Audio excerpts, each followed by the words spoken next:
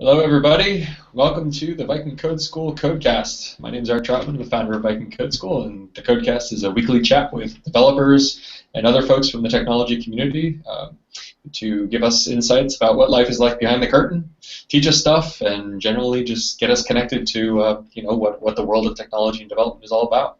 So this week we're joined by an esteemed alumnus of Viking Code School, Mr. Joseph Lozano, who's doing work down in LA at the moment. We're actually going to hear all about it. And so basically, this is, before we get started, I just want to say explicitly that this is a question and answer driven session.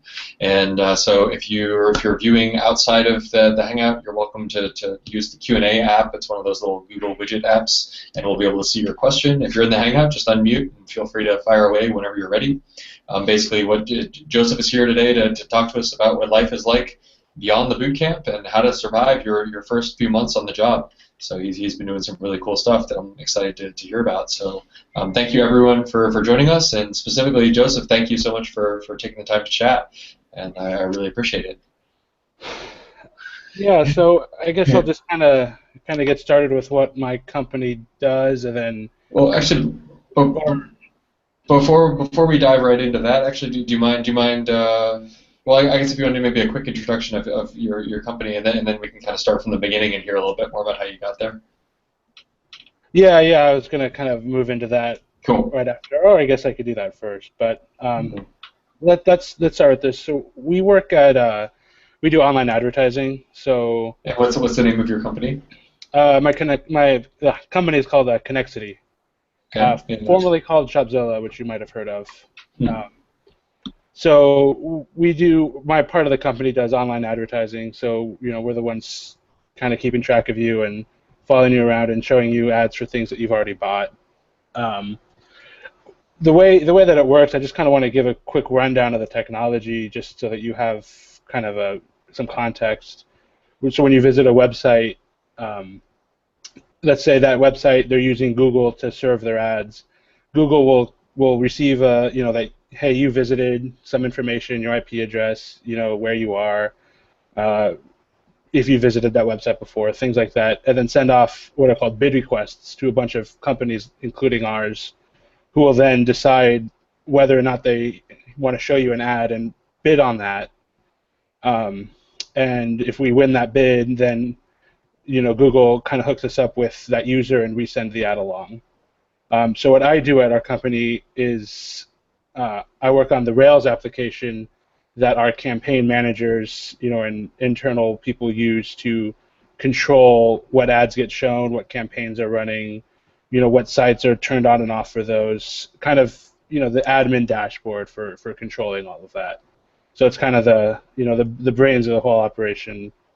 I found this company on Hacker News, actually, so I finished Viking in October of last year.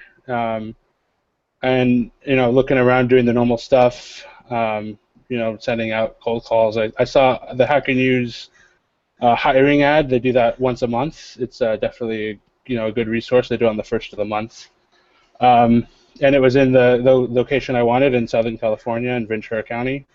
So I sent them off an email. We kind of had a quick discussion about the boot camp, especially since I didn't have a whole lot of experience before that, the kinds of things I learned, what I'm good at. One of the interesting things, that I credit with actually getting me the job is they were showing me a HTML table with some fanciness, some colors, some bolding here and there, highlighted lines, and they asked how I would recreate that, what the box model might look like. Basic kind of HTML stuff, which I answered, to the best of my ability. After that was all done, though, I, from memory, recreated that table in, HTML and sent along that file. And, I feel like they were kind of impressed with that initiative, and we wound up having further interviews, which I'm sure Erik will ask me about. And then I wound up getting this job. I kind of got into coding. I've kind of always been a little interested in it, from the beginning. I remember I took a class in C in community college, probably like 10 years ago. So that was, fun and definitely a different kind of coding than Ruby is. Then I've just always kind of been interested in science and technology and kind of building things and making them work and breaking them apart, especially just websites and programs and little scripts here and there. And, I found out about Viking and hopped aboard, and now I'm doing that and getting paid for it. That's good. Huzzah! So, I guess so we know Viking. Let's start at the end of Viking. And by the way, I'm getting a bit of an echo, so if you have any headphones, it might be helpful to Yeah, they're in. Okay. Well, I guess we'll.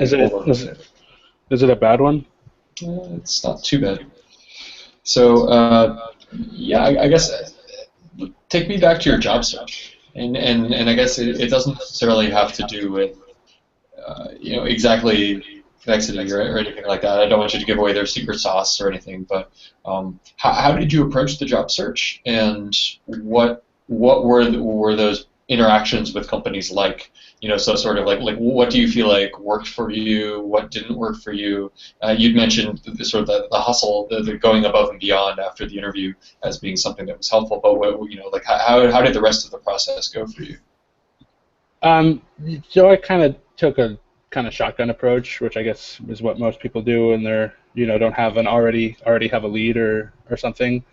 So I was just on kind of every website that you could name of. I was talking to people that I knew, people around. I had some interactions with I don't know if I'd call them interviews, maybe phone screens beforehand, and there was one actually that I thought was going to be really close to giving me another bringing me on site or going further into the interview process. But I actually felt that wouldn't have been a good fit. I would have been the only Rails developer there, which was something that I didn't want to do just yet. I don't know if I'll ever want to do that because it's really awesome just to have a team around you. Going solo is something that's it's difficult. I know that because I've had my coworkers on vacation. I had to do that for bits at a time. But yeah, it's really all about trying to connect with people, and I don't have the kind of the greatest story. I'm not the building websites since I was 8 and building supercomputers at 9 and stuff like that. I kind of just got into it, but they saw that kind of, hey, I'm really interested in that. You ask questions, especially I kind of went into our platform, our architecture and kind of how that stuff works. And being really interested in that and how all the different applications fit together and how they communicate. Kind of asking questions and being really curious. That definitely and people, because they like talking about what they do. They like being proud of the work they've done. Oh yeah, I did this, and if you ask them about that, they're really happy to tell you, and it shows initiative on your part. So something I definitely recommend. If anybody has any questions about the interview process, you're definitely welcome to ask. Again, via the Q&A app or right here. I'm gonna move on to sort of the first days next, but I just want to make sure that we can pause for a second if anyone has any questions there. Yeah, maybe I'll just kind of go into the basics of how that worked. So, like I said, I reached out on Hacker News. I left an email address. We had a phone or Skype screen, whatever it was, and then they brought me, on site. So I kind of had an interview with the people who developed the application and were kind of moving on to other things. With the people who were developing it, with the manager of that local office, and then they, I guess, liked me enough to ask me to come down to their headquarters in LA. So I went down there. It was actually pretty interesting because I had a technical interview with somebody who didn't know Ruby. He was a Java developer, I think. He's like a director or executive now, but he didn't have Ruby experience, so we kind of had to pseudocode our whiteboarding problems, and I he wouldn't let me take take advantage of some of the niceties that Ruby has, like some of their iterators and things like that. And I had to do things that the old-fashioned way. So that that was kind of really interesting, but it really is kind of just a basic whiteboarding problem. I don't remember exactly what it was, but along the lines of reverse the string, or find an anagram in the dictionary of words, kind of the basic stuff that you could see in any kind of interview question book.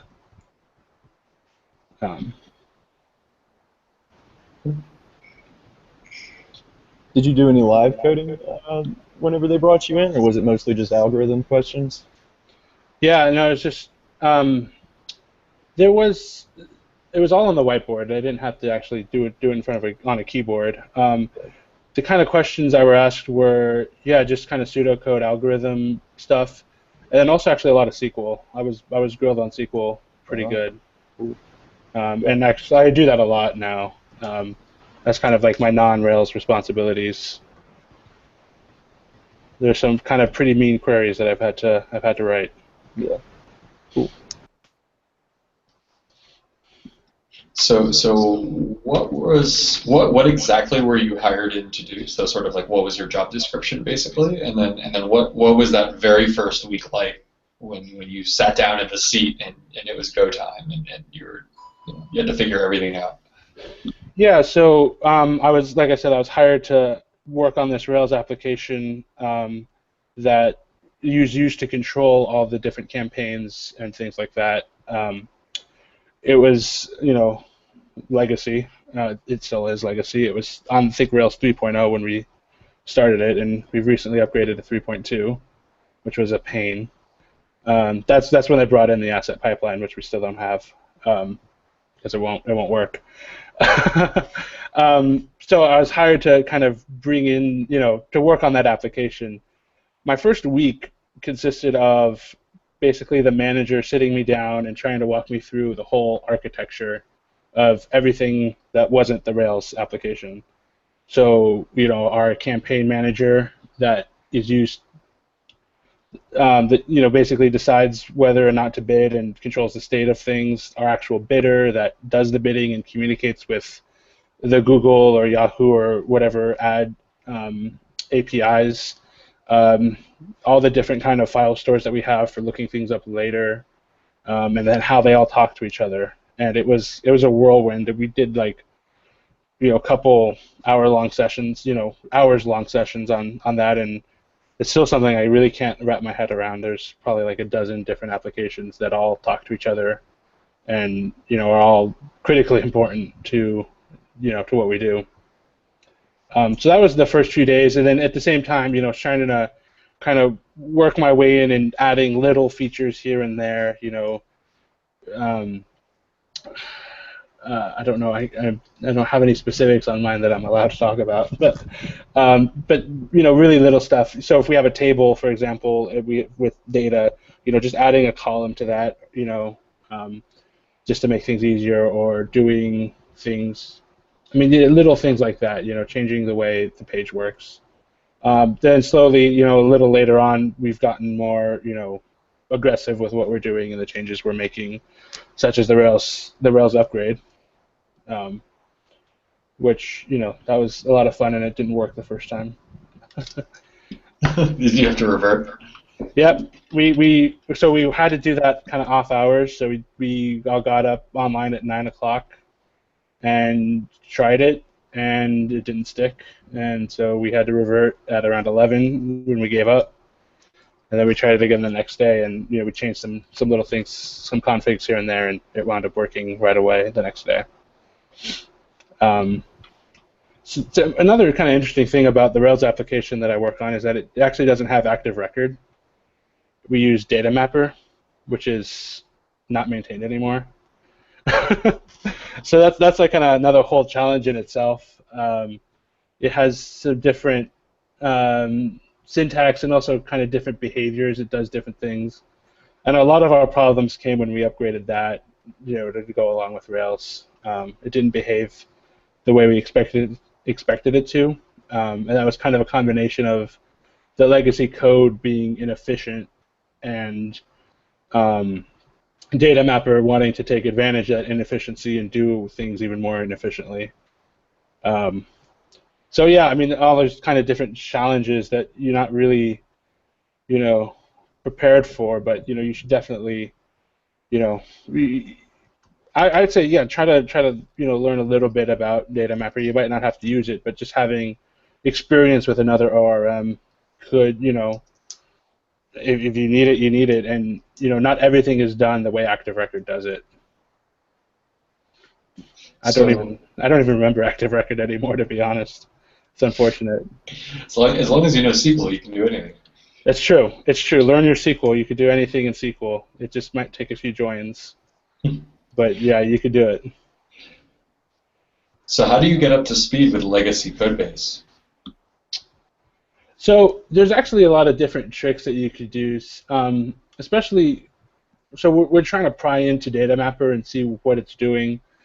We actually one of the things we had to do was pry into data mapper itself. So we find wherever our VM installed the gem and pried into that and jumped around and tried to follow exactly what steps it was taking, what method was being called and which method, and I like to call it following the code, trying to go line by line and seeing where things go, and that's kind of when you see where things get stuck in loops that take 10,000 iterations.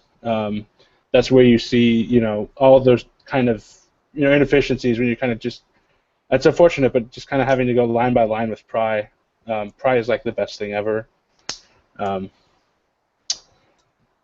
kind of one way. The other way is just to, it's kind of an experience thing. It's kind of, you're just doing it day in and day out, and it takes a little while, but you kind of get used to what exactly is going on and where everything is. Our namespacing is absolutely terrible, let me tell you that. We have different, we have the same namespaces but just in two different places, and so eventually it just becomes a matter of memory of trying to find out where this particular method is or where this controller is. There's a neat little trick that actually I learned the first day, which I'll just type it into the chat if I could figure that out.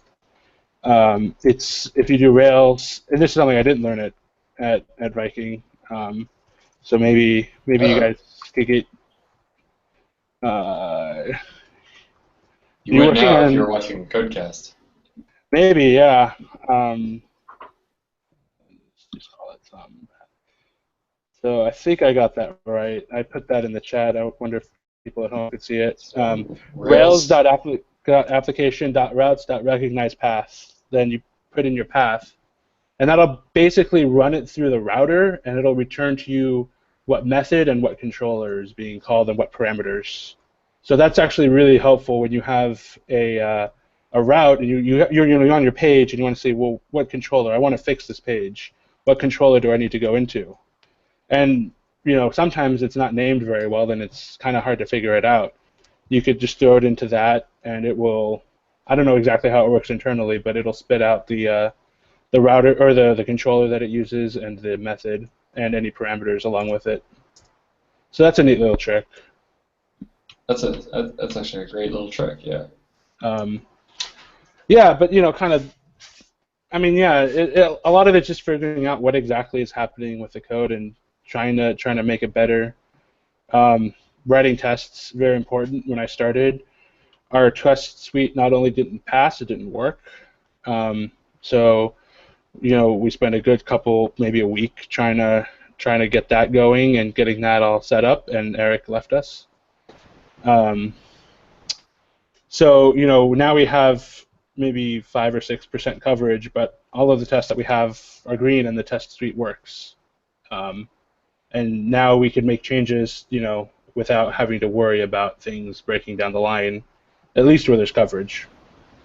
I was wondering, how big of a consideration is efficiency with your code? I know that like with higher level languages like Ruby and stuff, it's not as big of a deal as like C and whatnot, but that's not, like, I'm still a beginner mostly, but whenever I code, I kind of just do it, and I don't really think about efficiency or data structures or whatever. You know? Yeah. So the approach that I take and that I think most people take is get it working first. Once it's working, then you could worry about optimizing it. And on the other hand, you want to be careful because you don't want to tell your manager, hey, it's working, and then all of a sudden, now you have to move on to the other thing, and it's left inefficient. It's definitely a consideration. It's something that we think about, but there's always trade-offs, and you can't, when money is on the line, and the company is spending dollars having you work. You can't make something 1% more efficient in a day. It's not sustainable for the company. So it's definitely kind of a trade-off. And there are different kind of tricks that you'll have to pick up. So Active Record is kind of notorious for lazy loading. And so when you loop through your stuff in your view, you'll get your n+1 query loading things one at a time. Trying to be careful about stuff like that and load everything that you need all at once in your controller. And there are different tricks that you could look up for that. But it's kind of the usual things. That's a big one that you want to watch out for is your n+1 queries, because that's more than anything else is what's going to, at least in our application, is what's going to bring it to a grinding halt. So kind of just things that you remember that you have to watch out for, and you just watch out for them each go around. Yeah, and I mean, good coding practices will get rid of that. Not having model logic in your view, for example, will solve that problem. Sure. Cool. Okay. Thanks. So how about your team? What's the size and composition of the team that you joined, and then what's it like actually being sort of the new guy stepping into a team? Yeah, so my team is fairly small. We have, I guess, 2.5 developers. One of them only works with us part-time, so he's the half. There's another guy who is the senior developer, and then I'm the junior. We have a QA person, and then half a manager, I guess, because he's also doing other things half the time. But he's also kind of the business guy to make sure that this is good. And then we have our project manager, and then our project owner. Also, it's weird because a project owner's it's not like working at a consultancy where you're building an application for a client. We're building it for ourselves. But she's I guess I don't want to say like high up the food chain, but high enough up the food chain that she's the bridge between us and then the people that actually use the application. So big features especially will kind of go through her and we'll demo them for her and see if she has feedback on that. Little stuff our manager just looks at, and then we also have a QA person who will go through and make sure that we didn't break anything. And so what was it like? Like how did you actually get up to speed with what your role was, and actually what is essentially your version? Like what are you working on versus what is your senior developer working on? And how do you guys divide responsibilities? That's the same thing. We pull a story and we work on it. Okay. We don't pair except when there's kind of not a whole lot to do or we don't have anything that's ready to go. So we kind of have our backlog of stories, but a lot of them don't have they're not filled out all the way. So if things kind of get backed up, we'll pair on something and just kind of work on it together to slow things down, I guess. And it's also kind of a good opportunity for me to learn from him. One thing that he's really good at is seeing all the different patterns, right, that you could use. So, I can't even name them off the top of my head now, but I remember in the JavaScript especially, there's all these different patterns that you could use and how to solve a problem. and he's excellent. Oh, we'll use the decorator pattern for this, and then we'll build our decorators and things like that. And whereas I know how to code and I know how to do this. What I lack is that kind of experience to know exactly what to do to solve a problem in a non-brute force, ugly kind of way. He's actually also pretty new as well, so it's interesting because we're kind of learning the application together and how the business side of it works too. But yeah, I mean, I fit on it. It's not like there's a big distinction between us as senior and junior in terms of workload. We just he tends to take the bigger stuff, the stuff that will touch more things or require a more complete rewrite. So he'll take some of those stuff, and I'll work on the more medium or smaller sized things. But other than that, it's just we grab a story and we work on it. We look at each other for code review, and then we send it off to our QA to make sure everything's working. So, and how does that whole code review process work? It really is just kind of a second set of eyes. It's making sure, hey, did you think about how changing this variable will affect this other part of the controller or something? But actually explicitly, I mean, do you sit in a room together and look at a projector, or how does it work? We just send a link to the pull request, and we'll look at it when we have time. Yeah, it's very it's very informal. Then we'll just comment on the pull request or send each other comments in Slack and say, did you do this or that? But it really is just sending a link to the pull request. Nothing fancy there. Got it. That's another thing on the note of informality, I guess. Do you kind of dig the smaller size of the company, or would you, if you go to the next time you go to get hired at a different place, are you going to choose a bigger company, or do you prefer the smaller? Or? I mean, I can't really speak as to what it's like at a big company. We actually are a big company. It's just a small team.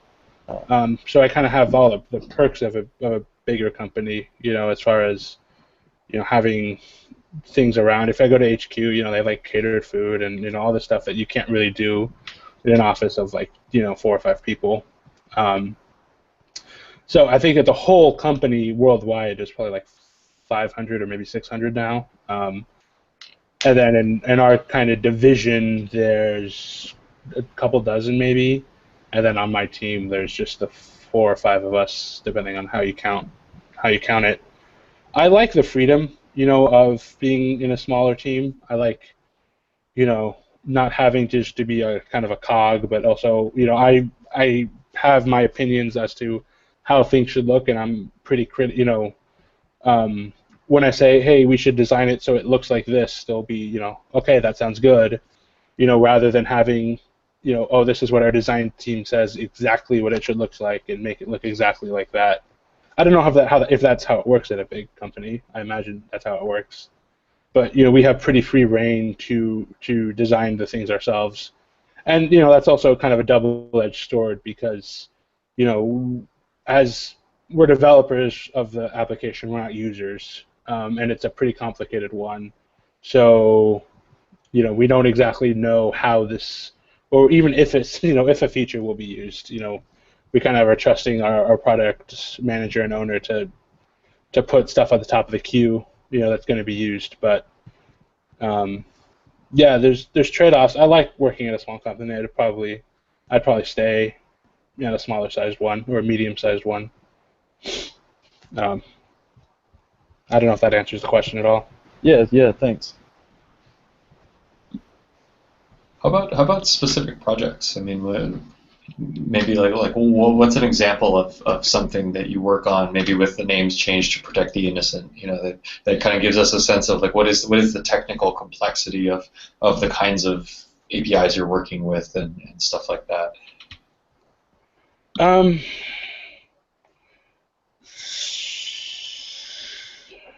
Trying to think of an actual project or feature. maybe here's one. I didn't work so much on this. It was more of the senior developer, but one of the things we did recently was we changed the campaign, the alerting page, for example. So in our company, you have account managers and campaign managers who are actually managing our ad campaigns, and we have different alerts, which are basically SQL queries to find out if a campaign is at a certain state. So, for example, if you're gonna run an ad through Google, it has to be approved through Google. So if you have a campaign that's live and running, but the ad isn't approved, right? They should know about that. So there's some SQL there to check on the approval status and the campaign, and then the manager who runs that campaign, and bringing that all together, and then making a page to display that for when you log in as a campaign manager to see all of those alerts. That was kind of a bigger feature that we worked on. So now when they log in, they see these are all my campaigns that have various things, maybe not wrong, but things that I should know about. Yeah, a lot of SQL. A lot of those are written in raw SQL because they're just too complicated to do in an ORM. Another thing that we're working on right now is trying to integrate mobile applications, ads on mobile applications, into our architecture. And there are some very unique problems that come along with that I'm not working on, but I'm the one trying to make everything work in the user interface. So kind of having to coordinate with the other teams who are working on those problems and making sure the interface is going to talk to those applications the correct way. Which fortunately, since everything goes through a middle, like usually Redis, I just make sure it writes this to Redis, and I'm like, okay, and that's all I have to worry about.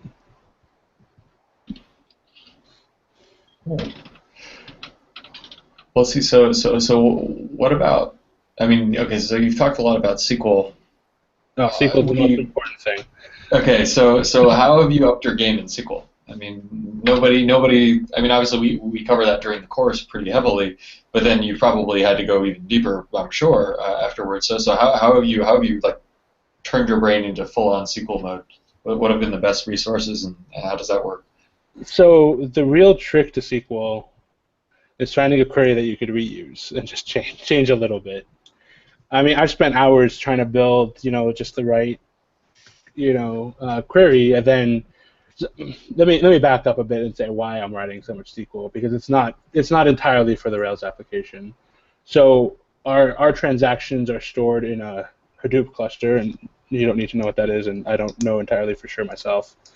But that's accessed through an interface called Hive, which will take a SQL command and convert it into something that could access that. So it's not really SQL in the sense that it's not really querying a relational database, but it looks like SQL, and it talks like SQL, and it quacks like SQL.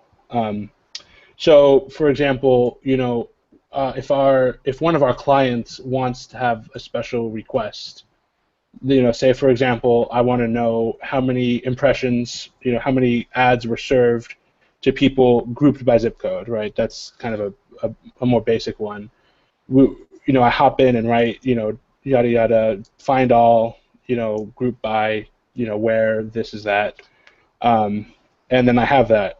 And later on, when they come to be, and they say, oh, now the client wants things grouped by metro code, for example. If you write the SQL in such a way that you could just replace zip code with metro code, this will take 1/10 of the time, if even that. So reusable stuff is very important. I don't, kind of look at online resources for SQL so much. I more depend upon looking at stuff that the people before me have done and the old queries that are in there and how that's done. As kind of getting a grasp of that. And then sometimes just grabbing a marker and going to the whiteboard and trying to figure out what tables you need to join. I've done that more than once, and then sometimes it's just trying things over and over again. So I had to have one query with I think 3 joins, and it didn't work, and I changed them all to left joins, and it worked. Sometimes it's just trial and error, and you'll get there. My manager knows somebody who used to work at Oracle and was one of the designers of SQL, and he said, yeah, nobody understands joins. Don't worry about it. That'll make a lot of people feel good. Yeah, don't worry about the specific left-right join. A lot of the stuff you could look up when you need it, and it's really hard to wrap your head around. But knowing that you need to use it, I need a join of some kind, and I still don't know why it didn't work with the inner join. And I have it working, so I don't really care. But I've moved on as it were. Uh-oh.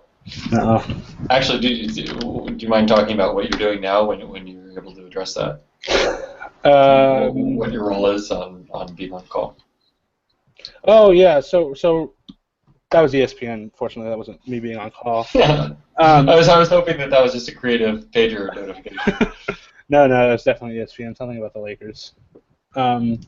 So one of the other responsibilities that I have is on call. So I mentioned we have all these different applications, only one of which is Rails, and they all could fail in all sorts of different ways, and they all could go into warning states in all sorts of different ways.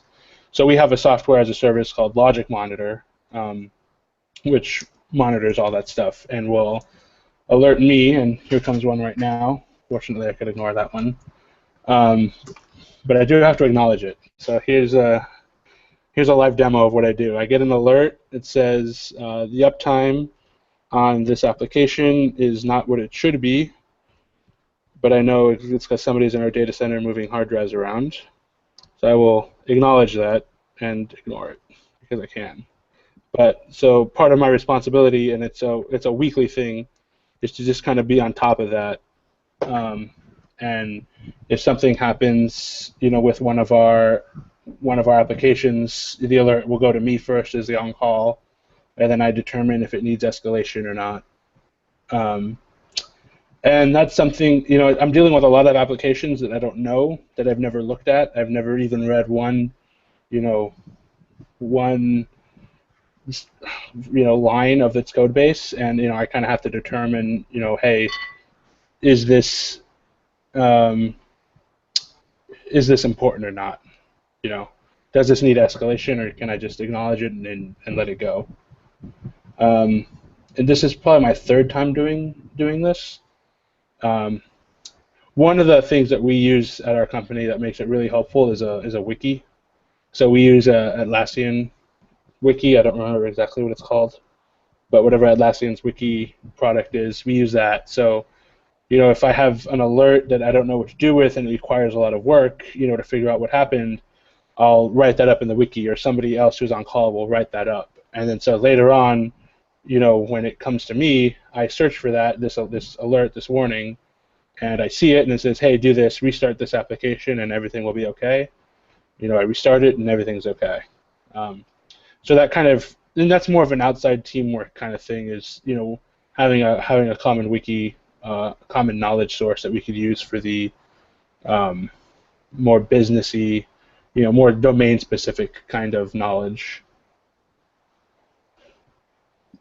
Remind me, what's the actual service that provides that? Is that like a PagerDuty thing? It's called Logic Monitor. It just Logic Monitor. Okay. Yeah, it just emails me or sends me a text or calls me if it's really important. Got it. So does anyone have any questions here?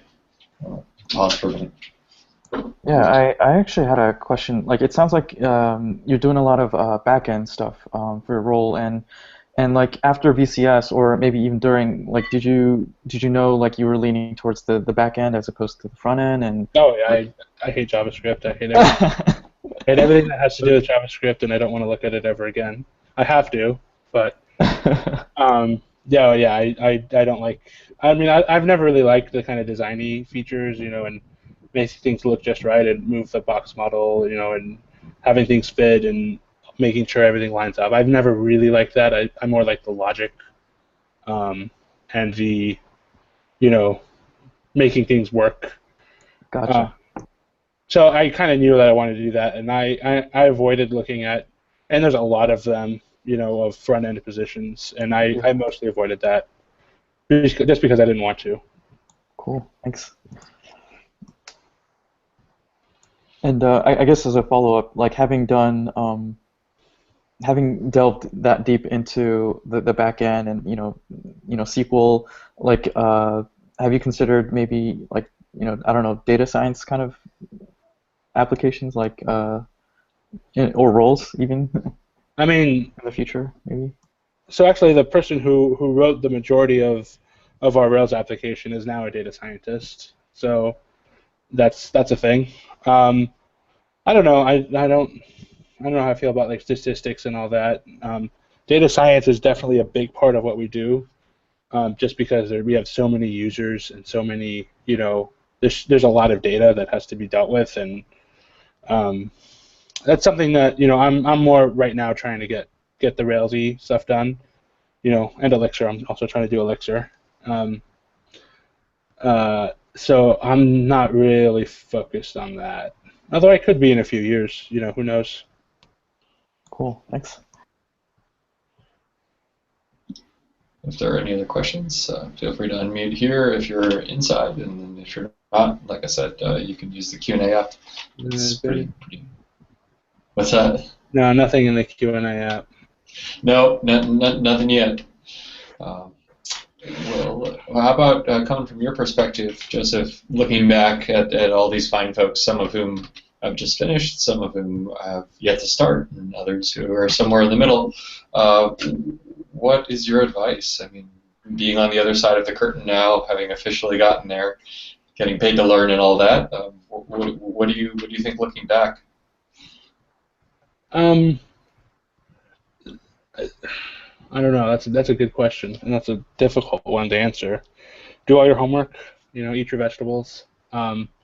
Right? There's a kind of the basic stuff, but I think kind of the most important thing is to try to stay curious and stay learning, and try new things and try different things, because you want to be really good at Rails, and you want to be really good at Ruby, and you want to be really good at that, but you also, I think it's really important to have some breadth, right? You want to be able to, if somebody asks you a question about Python, for example, you want to be able to say something. If somebody asks you about, hey, do you have an opinion on MySQL versus Postgres or something, you want to be able to kind of talk about that. So, go in depth for sure, but don't be afraid of having a little bit of breadth, of learning about different kinds of ways you persist. Why should I put this in Postgres, or should I put this in Redis? Well, if you've never used Redis before, how do you even answer that question?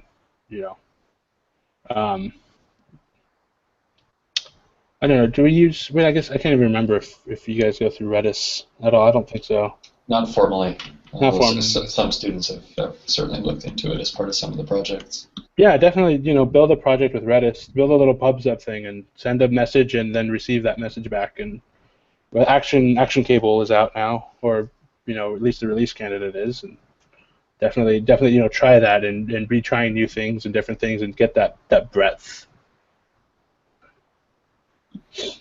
Great. Well, if there are no last questions, I think that gets us to a pretty good point here. A good thing to take away. Eat your vegetables, learn your SQL, and play with lots of things. Mm-hmm. Morgan, did you have anything last here to ask? No, that was it for me. All right. Cool. Well, so I think that takes us to the end. So basically, on behalf of everyone here, thank you, Joseph, for chatting with us and giving us the benefit of your experience so far. And for everyone who's joining, thanks a lot for taking the time to chat. All of us, everyone out there, I hope you found this valuable. Join us again next week on the Codecast. And Joseph, good luck fighting those bugs and staying on call. Mm-hmm. Not next week. Thanks, Joseph. Nah. Yeah, thanks so much, Joseph. Have a good night. Cheers.